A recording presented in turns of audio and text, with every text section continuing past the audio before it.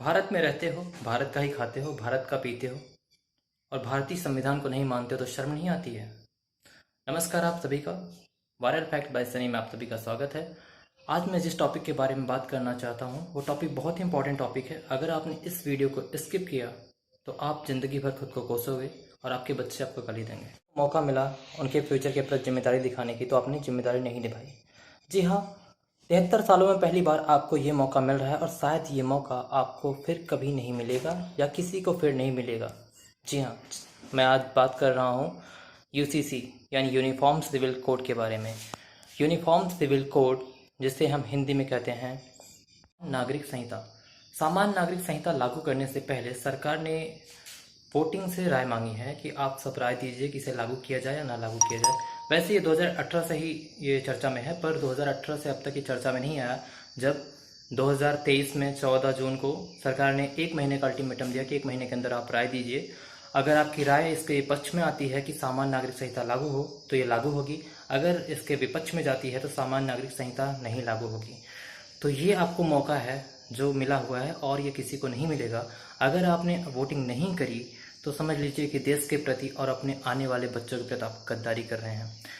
इससे पहले हम जान लेते हैं कि सामान्य नागरिक संहिता वैसे है क्या, इस पर वोटिंग क्यों करवाई जा रही है और इसके लागू होने से क्या क्या फ़ायदा होगा और कौन लोग हैं जो चाहते हैं कि लागू ना हो और इससे उनका क्या फ़ायदा है या फिर उनको क्या नुकसान होगा जब ये लागू नहीं होगा। यूसीसी यूनिफॉर्म सिविल कोड, जिसे हिंदी में हम सामान्य नागरिक संहिता कहते हैं, इसका मतलब है एक देश में एक कानून वो सभी पे लागू होगा, चाहे वो किसी भी धर्म का हो, चाहे वो किसी जाति का हो, चाहे वह किसी भी लिंग का हो, स्त्रीलिंग पुल्लिंग सभी पे लागू होगा।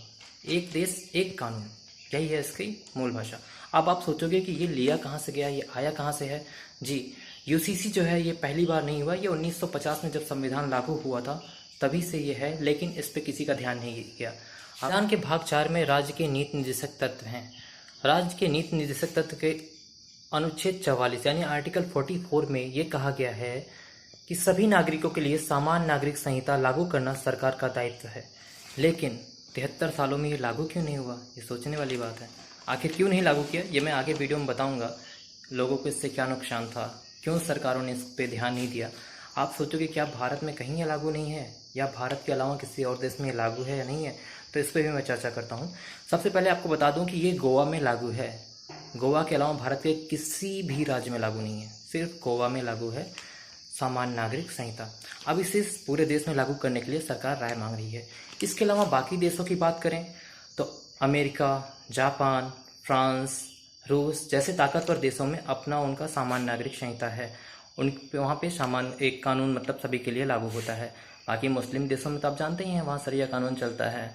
अब भारत में बात करें तो भारत में हिंदुओं के लिए अलग लॉ और मुस्लिमों के लिए मुस्लिम पर्सनल लॉ और ईसाइयों के लिए अलग लॉ, मतलब सबके लिए अलग अलग कानून है।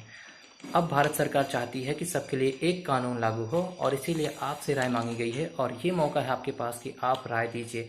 राय कहाँ देना है वो वीडियो के डिस्क्रिप्शन में आपको दिया गया है, कैसे देना है उसके लिए मैंने एक शॉर्ट वीडियो बनाया और इसके लास्ट में भी वो वीडियो मैं ऐड करूँगा कि कैसे आपको देना है राय आपकी। लेकिन अभी इसके बारे में और जानते हैं कि इससे हमें क्या क्या फ़ायदा हुआ है। यूसीसी से होने वाले फ़ायदे की बात करें तो धर्म या व्यक्तिगत कानून के आधार पर जो भेदभाव होता था वो खत्म होगा। महिलाओं और अल्पसंख्यकों को समान अधिकार और सुरक्षा मिलेगी, दूसरा फ़ायदा ये है। तीसरा फ़ायदा ये है कि जो पति पत्नी हैं जब उनकी शादी होगी तो उनको संपत्ति पर बराबर का अधिकार होगा। चौथा फ़ायदा ये है कि जो संपत्ति रहेगी पैतृक संपत्ति उस पर जितना हक बेटों का रहेगा उतना बेटियों का भी रहेगा। मीन्स महिला सशक्तिकरण, महिलाओं को एक्स्ट्रा ताकत। इसके अलावा जो है जो ये रूढ़िवाद था 3 तलाक 4 शादी या फिर अलग अलग धार्मिक जो रूढ़िवाद थे वो धार्मिक रूढ़िवाद सारे ख़त्म होंगे और सबको समान अधिकार मिलेगा। अलग अलग धर्मों पे जो पर्सनल लॉ थे, अलग अलग धर्मों के पर्सनल लॉ थे वो ख़त्म हो जाएंगे तो न्यायपालिका पे भी बोझ कम होगा। एक फ़ायदा ये होगा। इस आप कहोगे कानून इतना अच्छा है, इतना सपोर्टिव है, महिलाओं को ताकत मिल रही है, पिछड़ों को ताकत मिल रही है, हर किसी को समान अधिकार मिल रहे हैं, फिर आखिर प्रॉब्लम क्या है? प्रॉब्लम उनको है जो 4 शादी 5 शादी के उसमें रहते हैं, जो चाहते हैं कि 4-5 शादियां करें, जो चाहते हैं कि तुरंत तलाक बोल के तलाक मिल जाए, जो चाहते हैं लड़कियों को जो रिस्पेक्ट नहीं करते हैं, जो लड़कियों को वैल्यू नहीं करते हैं, उनको दिक्कत है। उनको दिक्कत है कि अगर महिलाओं को बराबर का अधिकार मिल जाएगा तो फिर कैसे चलेगा। वो कहते हैं जी हमारे धर्म में तो महिलाएं सिर्फ 2 काम के लिए हैं, खाना बनाना और बच्चे पैदा करना। ये जाहिर सी बात है, उनके धर्म में ऐसा वो कहते हैं, जो लोग उनको दिक्कत है। बाकी किसी को दिक्कत नहीं होनी चाहिए। और हाँ, कुछ लोग जो नेताओं के प्रभाव में आके जिन्हें लग रहा है कि ये प्रॉब्लम है, वो प्रॉब्लम मत आइए, कानून को अच्छे से समझिए और इसके पक्ष में वोट कीजिए। आपका वोट आपके देश के काम आएगा, आपके देश को आगे बढ़ाएगा, आपके आने वाले फ्यूचर के सपोर्ट में रहेगा, तो इस पर वोट कीजिए। कुछ काम सरकार अपने दम पे नहीं कर पाती, उसके लिए उसे पब्लिक की सपोर्ट की ज़रूरत होती है। आज आपको मौका मिला है पक्ष विपक्ष में वोटिंग करने का, तो आपके पास मौका, तो आप वोटिंग करिए। क्योंकि जो विपक्ष में हैं वो तो वोटिंग करेंगे, उनके पास पूरा टाइम है। क्योंकि उन्हें दिक्कत होगी ना अगर वो 5 शादी नहीं कर पाएंगे, उन्हें दिक्कत होगी ना अगर वो आपको प्रताड़ित नहीं कर पाएंगे, आपको परेशान नहीं कर पाएंगे, उन्हें प्रॉब्लम होगी ना अगर वो लड़कियों को सिर्फ अपने यूज की वस्तु नहीं समझेंगे, अगर लड़कियों को भी उनसे सामने आके जवाब करेंगी, उनसे सवाल पूछेंगी, तो उनको दिक्कत होगी ना। इसीलिए वो तो उसके विरोध में वोटिंग करेंगे ही करेंगे। लेकिन आप लोग अगर पक्ष में वोटिंग नहीं करेंगे तो ज़िंदगी भर पछताएंगे। क्योंकि आपको फिर दोबारा ये मौका नहीं मिलने वाला, ना आपके बच्चों को ना किसी को। ये लास्ट मौका है, तो आप इसके पक्ष में वोटिंग करिए। कैसे करना है आगे वीडियो में है। क्योंकि अगर आपने आज वोटिंग नहीं करी तो वो वोटिंग करेंगे जो कहते हैं कि जी हम तो 5 शादी करेंगे। क्योंकि हमारा कानून जो है, हमारा जो धर्म है वो कहता है कि कितने भी शादी करो, कितने बच्चे पैदा करो, कोई फ़र्क नहीं पड़ता। लेकिन आप जानते हैं कि अगर ज़्यादा बच्चे पैदा होंगे तो उससे क्या होगा, कि पॉपुलेशन बढ़ेगी, पॉपुलेशन बढ़ेगा तो रोज़गार कम होगा, और रोज़गार के साथ साथ जो है चीज़ें आपको कम मिलेंगी। क्यों? क्योंकि लेने वाले ज़्यादा हैं, ज़्यादा जनसंख्या बढ़ेगी तो ज़्यादा आदमी को कोई सामान चाहिए, और सामान कम यानी कि आपको सबको नहीं मिल पाएगा। दूसरी चीज़, अगर एक आदमी 5 लड़कियों से शादी कर लेता है तो बाकी बचे हुए 4 लोग कहाँ जाएंगे। वैसे भी लड़कियों के कंपैरिजन में लड़कों की संख्या ज़्यादा है, और ऊपर से एक आदमी 5 शादियाँ करेगा तो बाकी लोग कहाँ जाएंगे। तो इसलिए इसके पक्ष में आपको वोटिंग करना चाहिए। आप वोटिंग ज़रूर करें। इसी क्यों नहीं लागू हो पाएगा आपको पता है? क्योंकि देखिए, जो इसके विपक्ष में हैं वो तो अपनी वोटिंग ज़रूर करेंगे, लेकिन आप जो उसके पक्ष में हो, आप सिर्फ ये वीडियो देखोगे या फिर नहीं देखोगे, इसको शेयर भी नहीं करोगे इस वीडियो को, बस आप वीडियो देखोगे थोड़ा सा, फिर स्किप कर जाओगे, फिर निकल जाओगे और सोचोगे कि यार किस फालतू का काम है। नहीं, फालतू का काम नहीं है। आप जो फालतू के रील देखते हो, आप जो फालतू के मनोरंजन करते हो, उससे ज़्यादा इंपॉर्टेंट है, ये बहुत इंपॉर्टेंट है। ये समझिए कि आपका फ्यूचर डिसाइडिंग ये है। अगर आपने यहाँ पे वोटिंग नहीं किया है एक देश एक कानून के पक्ष में, तो समझ लीजिए कि आप देश के साथ गद्दारी कर रहे हैं। अगर आप सरकार द्वारा मांगे गए राह में अपनी रुचि नहीं दिखाते हैं और आप इस वीडियो को शेयर नहीं करते हैं, या फिर आप इस वीडियो में दिए गए स्टेप को फॉलो नहीं करते हुए फॉर्म को नहीं भरते हैं, तो आप कल सरकार को गाली दोगे। लेकिन गलती आपकी है, सरकार की नहीं। सरकार ने आपको मौका दिया है, ये आपके पास आखिरी मौका है।